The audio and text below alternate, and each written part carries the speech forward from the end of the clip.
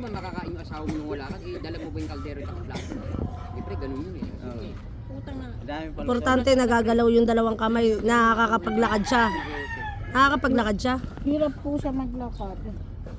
May stroke na accident ba? Mataas ang dugo niyan. Sige, hawakan mo na lang. Hapon pa yan eh. Bakit daan? Dito lang. Dapat dito. Yan. So, Baba mo pang konti kasi hindi ka kasya yung ano niyan. Mahal. dito sa may ano. Sikon kan doon. Sabi ko, really, wala ka sa yayabangin lang ako. Marami pa akong gagawa. Kontratahin mo para makakita ka sa akin. Oo. Kung puro tayo arawan, wala tayong gagawa. Wala ang usapan namin nung ano, pag ano, sabi niya, nung December pa yan, balik-balik na dito sa akin. Sa akin ganun din. Sabi ko, ang ipapatira niya daw sa akin, dalawang CR, sabi niya, okay na ba sa'yo? Pinamili pa nga niya ako, sabi niya, parang gusto mong paritirahin yung flooring o yung CR. Oo. Kahit ano ka ako, ganun din yan, titirahin din. Sabi sa akin, sa'yo na lang yung ano, dalawang CR, bigay ko na lang sa'yo. Ayan, bumababa ang tumataas mo, diba? Hindi accurate ka. Ano pagka ako sinampo, talaga pa ng dalawa. At pag Tingin ko si Kikuya, papunta sa dito eh. bagong taon, magbabagong taon sana, eh alangano na. Puro palitan lang. Nangihiram nga sa akin ng gamit niya, nagbalik sa Mataas akin. ang dugo niya. Kung pagbalik dito, araw na lang daw. Ito 20? 220, buti hindi pa siya nabagsak. Kaya ako, pinaluhan. Oh, 180. Mataas? 210. Mataas na. 210. Tingnan natin sa akin. 210 by ano, 90? 210. Over 160. Ah, talaga 130. ano? Mataas niya. Isang ginagawa ngayon. Sa ano, bukas, punta ako ng playground. Tawag ka na ng ambulance. City Homes. Habang nagano pa ng ano. Go. Ako kay tatanong ako makapatungan ng kung dati yung Dito sa pulso natin, yung ano yan dito. Ayaw ko na sana pumasok sa kanya. Sabi ko kasi yung anak ko ngayon, nag-iipon na rin. District na lang para hindi sa kanila ano. Bahay-bahay na Las lang. Vegas. Hindi yung ano dito ito sa Saka di na ako Tagal dyan. magtrabaho. Baka Tsaka kung kailangan na laboratory, kasama sa kanya. doon. Puro yabang. Alam mo ba yun? Ulit na dito, sa bahay. Kasi may malasakit doon. Pagka ano Bigay yun. na kami ng ano, Dali hanapin mo yung malasakit. Paul, nagkuha Pero ano yung Dinayo nga ako niyan dito eh. November eh. Mga-apply ko yun Nag-inom kami. sa- Nangungutang ng barbecue. Ako pa rin na nagbayad. Bayad. Kasi dadayo ka sa akin eh. Ang dalawang pera, 150. Samantala pag dinadayo ko tang inundo. Bakit PWD siya? Ay, mamalit. Kasi nung ano niya, ID niya. Si pare. Yung dadalo niya. Si Relly, yung Bulakenyo tsaka Batanggay. Hindi talaga yung dugo mo pa. Yung naimiyabang sa trabaho eh. Manual na ano, pang-BP. Ako pag nagsasabing may trabaho, sasama kita. Dapat to, yung ano pala hinagapa mo na, punta na agad sa ano. Pag trabaho tayo, trabaho. Kapon sana. Tagal dapat. Kapon niya nagsimula eh. Doon ang linggo pa. Ano linggo pa ba nagsimula? Sabi ko sa'yo, dahil na kahapon eh. Dapat din yung pinatagal. Ang galing mo to. Hanapin mo din yung malasakit center ha.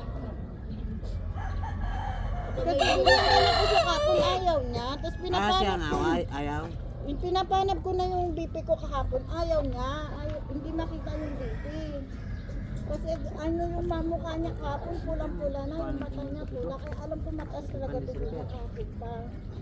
So, nanghiram ako ng isang bato. Sabi mo, nag-200 yung dugo. 210. Mama, sabi mo, nag-210 na yung dugo. Yung cellphone ko kunin mo dun. Marunong ka niyan? Oo, binibibig ko din siya. Buti marunong. Eh, may ganyan ka pala, hindi dapat ginagamit mo sa kanya lagi. Ano pa ito gagamitin? Ang BP niyan, every 30 minutes dapat yan. Asan ang pump niyan? Ano po po? Ganito yung BP ko. Yung dati sinauna. Kasi hindi accurate yung the battery. Yan o. Pero ano din talaga, tumutog na kasi yun. Titingnan natin kung parehas. Ayun na, nahulog na. Nahulog na ang pagkain bata. Madumi na yan, madumi na yan. Huwag mo nang footage.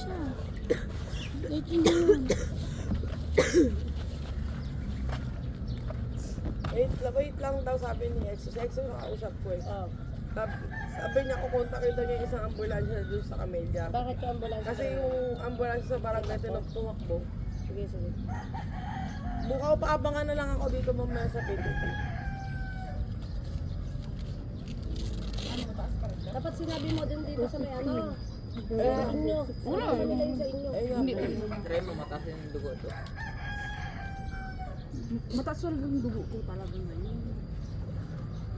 High blood ako. High blood ka ba?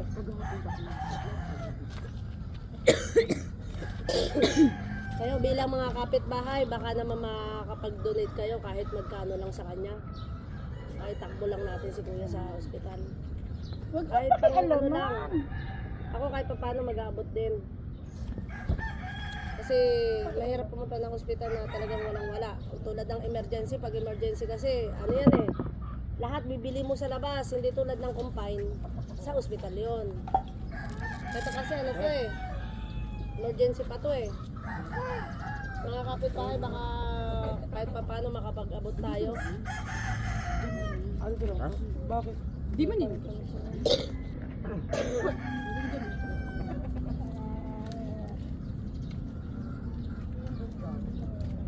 Ano yan yung Tapos, yun. presto?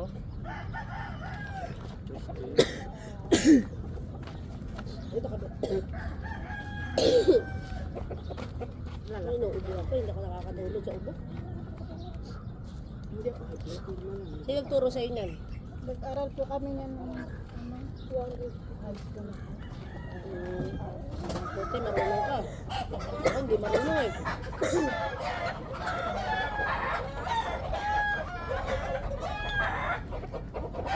Ba parang di naakyat?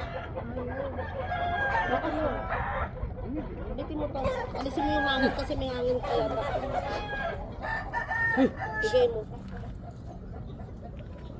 Nalagay ko sa tagot kasi wala sa isip ko yung bibig ka ako. Napinahanap ko. 170 over 120. Ay talaga. 170 over 120. Sino? Sino? Blood ka rin. Naghahapon pa yun. Ang wala talaga pera na. Ay hindi ako nang high blood pag wala akong pera dahil sanay na akong walang pera eh. Ako pag walang pera, na-high blood ako eh. Sanay na po ako. Ang high bloodan ko kasi yung mga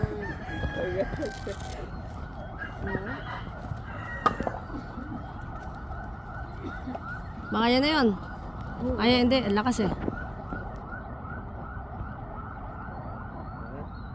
Hindi dito yun. Malakas. pera lang talaga. Bakit? Ang hirap kaya ng ganyan. Yung dito mo na. Kaya iwas talaga ito ng kanin. Kung kinakailangan hindi ako kain ng kanin. Huwag kasi pindot ng pindot eh. Kung ano ang pindutin, huwag mong laruin. Kasi hindi natin maano yan. Ba't pa naman tumitigas ulo mo?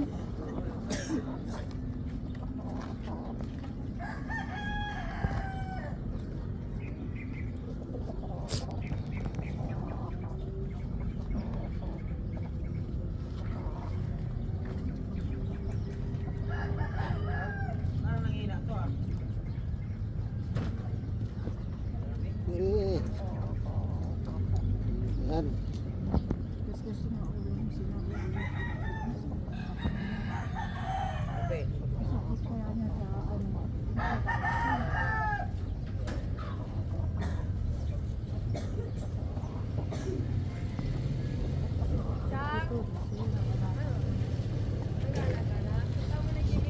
Wala, hindi naakyat.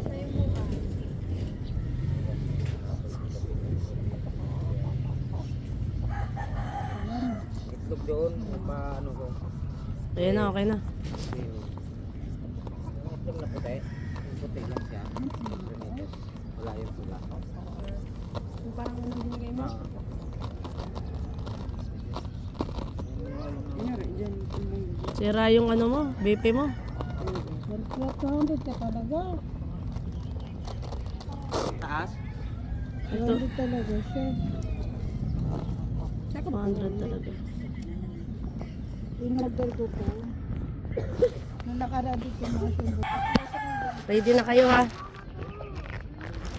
Sino ba yung driver na yan?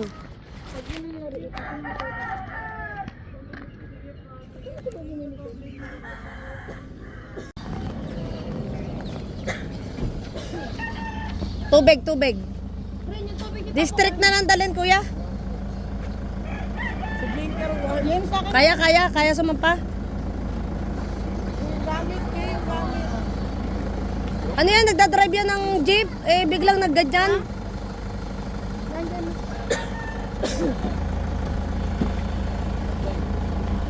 Sama ka? Hindi pwede, be. Bawal ang minor doon. Mag-atid na lang kayo. Doon ko siya paigay. Mag-atid na lang kayo. Pwede magatid lang ng ano doon. Ng, Wala ano. na? Ito lang? Oo, hindi, inintay. Yung tubig nandyan na? Yung ano, yung... Baka naman tumumba to pag nag-drive. Baka pwedeng ihiga ron. Diyan na kayo. Diyan, kasi tutumba yan pag pumreno. Ano mo na lang yung cellphone mo? Oo, mali. So, pasandal mo, pasandal. O yan, sandal ka, kuya. Yan. Okay naman, sige lang. Ate, wag mo pa kakainin na maraming pandesal, ha? Isang peraso lang pag nagutom. Yung ano, yung Wag mo intindihin yung mga anak mo. Kami bahala rito. cellphone mo. Okay na. Sigurado, okay na yan?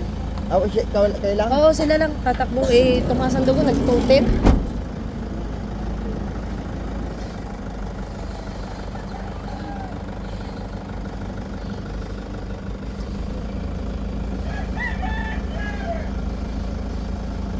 Okay na? Okay, okay.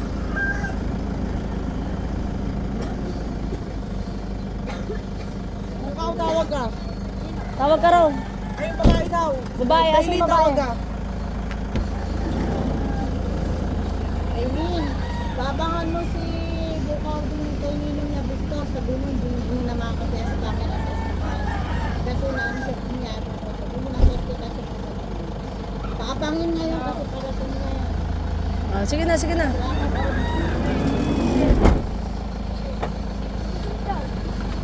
Hindi, wag na, wag na. Wag na, wag na. Isama mo to sa headquarters para mabigyan to ng pagkain nila ngayon. Mabigyan natin ng bigas. Yan, good morning sa lahat. Dito na tayo sa headquarters ngayon. Kanina nandun tayo sa respondihan natin. Bibigay tayo ng konting tulong para doon sa 4 na anak na naiwan dun sa bahay.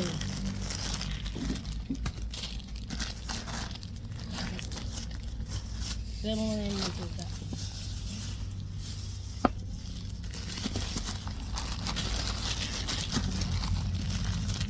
Lagyan natin ng itlog. Likot mo, may mga ano, fry. Saan natin lalagay itlog?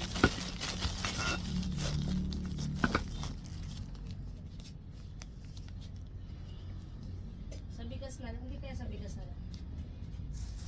Nabuhol ko na to eh. Ha? Nabuhol ko na Hindi, to. sa ibabaw lang. Ay, masira. Dito na lang.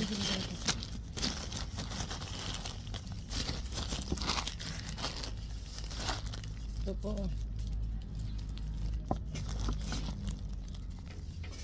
Ilan na yan? 2, 4, 6. Oh, 9. Siyam na itlog. Yan.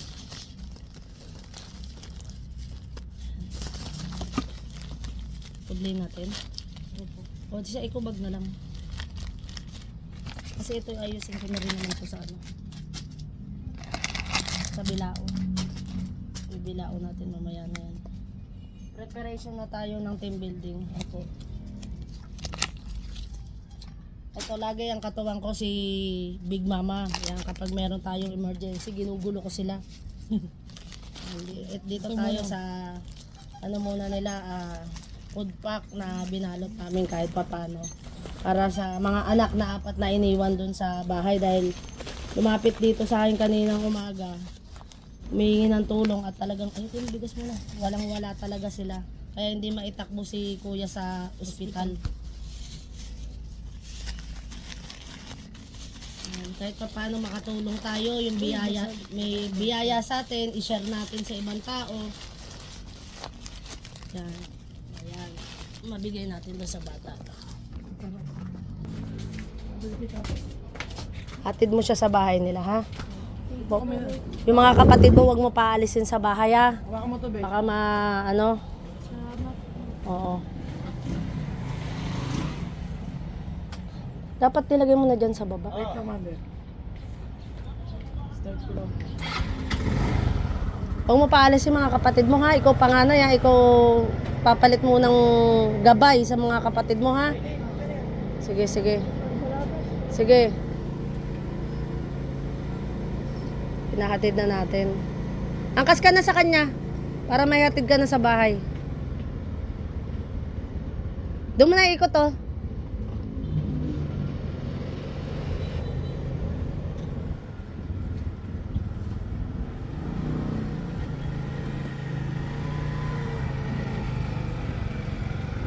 Yan yung panganay na anak nila, kuya.